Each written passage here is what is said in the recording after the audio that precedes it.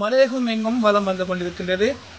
தொடர்ச்சியாக 10 நாட்கள் நாங்கள் மலையகம் எங்கும் மலையகத்து சொந்தங்களை தேடி எங்களுடைய கேபிட்டல் குழுவினர் உங்களை தேடி உங்கள் இல்லங்கள் தோறும் உங்கள் ஊர்கள் தோறும் ஒரு கலக்கலான அட்டகாசமான டிஜே இசை நிகழ்ச்சியோடு அது மட்டுமல்லாது சுவாரஸ்யமான போட்டி நிகழ்ச்சிகளோடு உங்களை சந்திக்க கேபிட்டல் எஃப்எம் தயாராகி உங்களது ஊருக்கு எங்களின் வருகை.